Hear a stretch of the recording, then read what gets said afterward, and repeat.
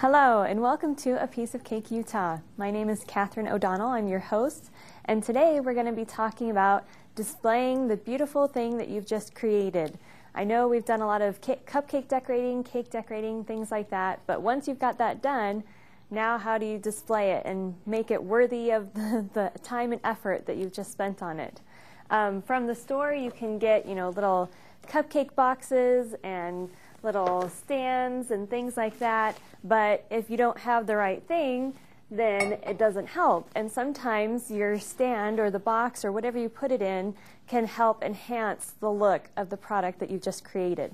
So we're going to talk first about how to make a cute little cupcake box, and then we're going to go on to how to make like a little cupcake stand or cake stand or things like that. So first we're going to start with the cupcake box. You can, of course, buy them at the store. They are great, but you probably usually only get about one or two for about $5. So, it can get really expensive if you're maybe gifting a dozen of them or something like that.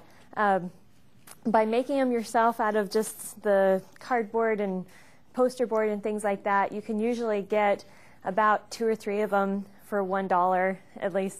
Time-wise, it's a little bit more, but yeah, I like to do stuff myself a lot. So the one thing I do buy, though, are these little cupcake holders. You can put them inside of your box, and then you place your cupcake inside of that, and that helps it from moving around too much inside of your boxes. So we're going to go ahead and get started. So I have here just a large piece of white poster board. You can get white. You can get all different colors from the dollar store, from Walmart, different stores and things like that.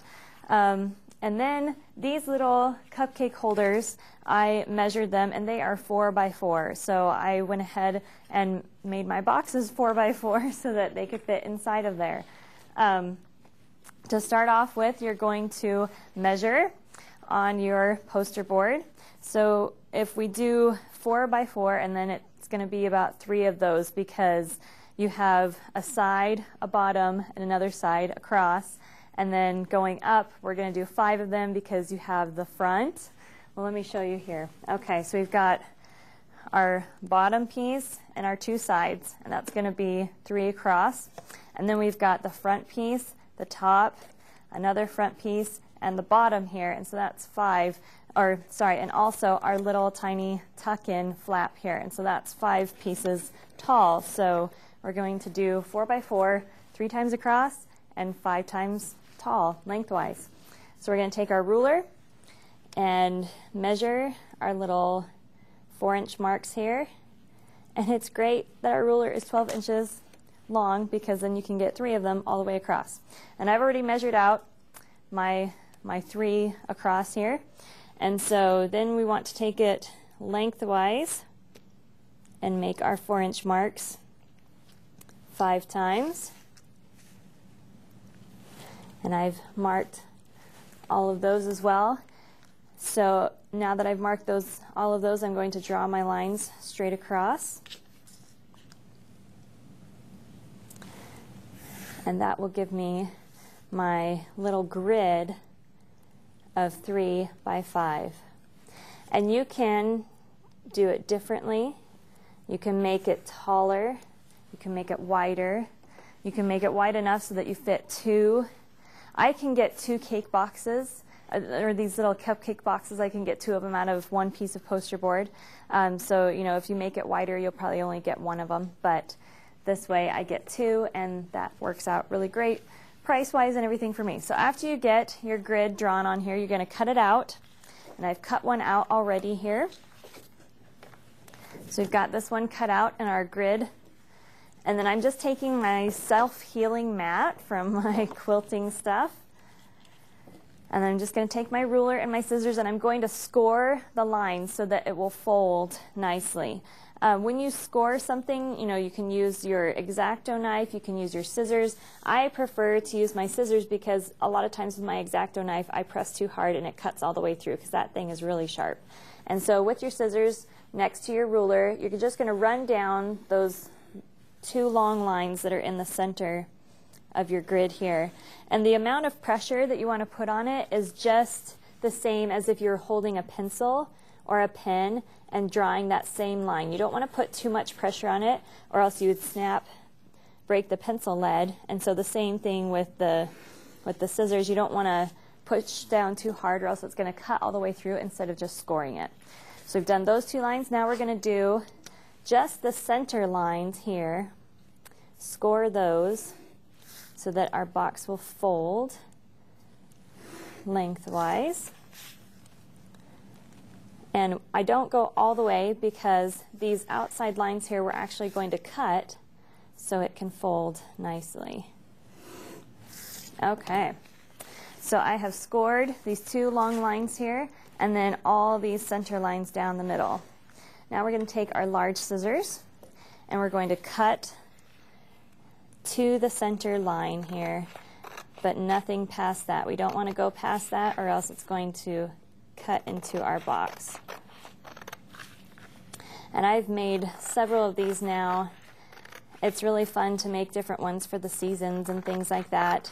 But I made one initially that I kept and have it as my pattern so that I can always make sure I remember the method, what it's supposed to look like, the measurements and everything, and then you can make improvements on it if you wanted to decorate it a certain way or make it a different size or things like that. You've got your basic pattern to start out from, and then you can make improvements or changes from there. Okay, so now we've cut all of these, not our center line, but just the side pieces. And our top piece here, we're actually going to cut off these squares completely because we don't need those. So we're going to cut those off. There we go. And now it's starting to take shape. We've got pretty much our little box here. So now I'm going to fold these in, and you can see just how nicely and easily this folds now that I've scored it. There we go. Because poster board doesn't want to fold and bend and things like that, but now that we've scored it, it folds really nicely. I've also made sure to score it on the inside because I don't want all these pencil markings and everything that I've made to show on my box. So I score it on the inside so that you can fold it on the inside. And some people I know in like scrapbooking and things like that, you want to score it and then you'll fold it the opposite way. But I've noticed with this poster board, especially the colored pieces, when you fold it the opposite way, it will show a little white line where you've scored it. So if you don't want that to show or anything, then I folded it on the inside, and that way you don't have to worry about it. Okay, so now we're going to fold our pieces down the center. And this last little piece right here at the top, that's the top of our box, we're going to fold that backwards so that, and you'll see why in a second here, but it works out really great. Okay, so now we have our pretty much basic box here. Now the next thing we want to do is create some kind of way for it to stay together once we've folded it all up. And if you look at some of the store-bought boxes and things like that, like this kind, it just has a hinge there and it folds over and comes down on it, and that works out really great. But I didn't want to do that with my little cake boxes. I wanted to have the hinge, but I still wanted it to be able to stay together. And so I cut these tiny little tucks in the top ones and then a little tuck in there. And so it just tucks in and stays together. There we go. Really fun and great like that. So that's what I'm going to teach you how to do today. So the first part right here is going to be the inside of your box, and then the third one, the first and the third, are the inside pieces of your box. The second and the fourth are going to have those little cutouts and little tuck places, and then the top, of course, is your flap that comes down. So the first thing we're going to do is cut out our little pieces that we want. Now I bought this fun little set. It's a rotary cutter, a freehand rotary cutter, and it comes with some stencils. There's a round one, there's an oval one, and there's a rectangular one. And then they also have these fun little edge markings that you can use for freehand cutting with this rotary cutter, and they work out so great. I found so many different uses for them. You could also get a little punch like this. I've got a large round hole puncher. The problem with using something like this is just, it gets in the way. Sometimes if I wanted to punch the center part of this box, I couldn't get in there with this hole punch. I need something freehand like this, so that's why I bought it. And we're just going to keep it on my self-healing mat. And I found the circle that works perfectly for the size that I need for these little cutouts. So the top piece, the fourth one, is going to be the one that you cut out completely. And then the third one, or the second one, there we go, fourth one, I can count. The second one is the one that's just going to have the tuck in it. It's not going to be cut out completely. So we're just going to do a little half circle here and go back around, because the first time doesn't always cut through. So I usually go 2 or 3 times just to make sure that it cut through. So you can probably see how it cut through like that. Okay. Now we'll do the other side. And I don't want it to be all the way at the top, mostly because I'm going to be putting some tape up there to reinforce my little box here. But I still want to have this flap coming open. So, third time, okay. So we've got those. Now we're going to take our small scissors and we're just going to make a cut inside and snip off these outside edges here. There we go. And cut that. And after you do this once or twice, you'll figure out, you know, the style, the look exactly that you want, and you'll be able to do that. Okay, so now we've got this part ready to go. Now we're just going to make our little tuck-in section, and then we'll be ready to assemble this guy.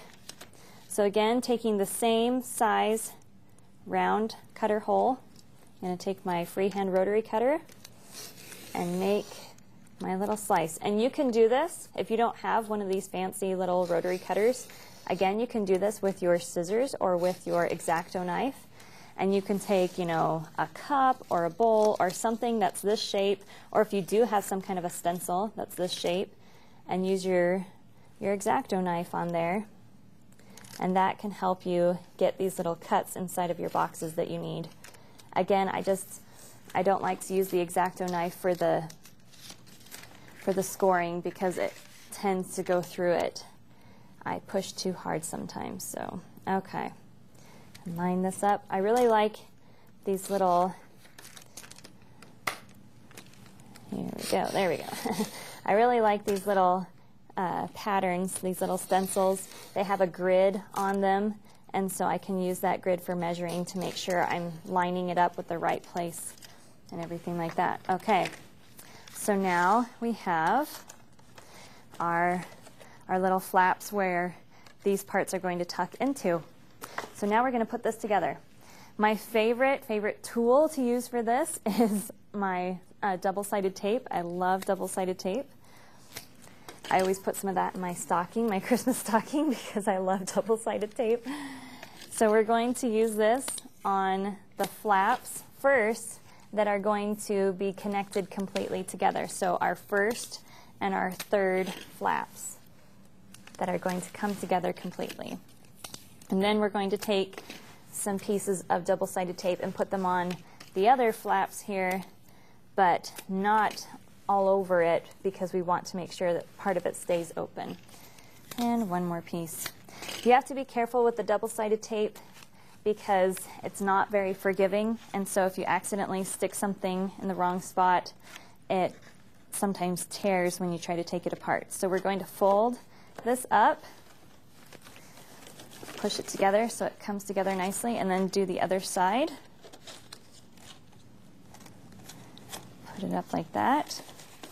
And we have half of our box ready now.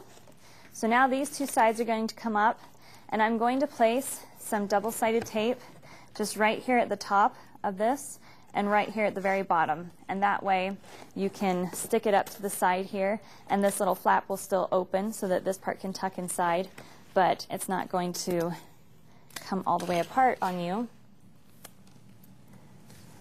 There we go. And it just looks a little more professional that way. And a piece at the bottom. And a piece at the top. And another at the bottom. You can use a glue stick instead of double-sided tape. That's completely fine. The glue stick tends to take a while to dry though, and a lot of times it can become unstuck, which I don't like, so that's why I prefer the double-sided tape. So we just want to check our little flaps here, make sure that they open up, and then we can fold this down inside. Okay, if I can open up my flaps here. There we go. And that's good that they want to lay down flat, because you want to make sure that it is flat enough to hold it all together. So now we just have this front flap left to deal with. You can keep it a whole piece if you want and have the whole piece go down in there, but you really don't need the whole piece. You could create another flap here in the front and cut out a little piece and have it just tuck in the front. That works out really great. If you don't want the whole front piece to show at all though, I just take my scissors and cut it about 3/4 of the way off, and then I just cut it at an angle so you get that fun little professional looking front flap there. And then it just tucks all in together. Oops. Except for the side who doesn't want to open. There we go. And we've got our fun little cake box. Isn't that amazing and adorable and cool? Okay, but we're not done yet. That's not where we're going to end. Next up, I'm going to show you how to decorate these really cute and fun. And also, if you want to, you can cut out something on the top so you can see your product there, or you could cut it out in the front here, whichever way you like. So we'll talk about that in just a minute.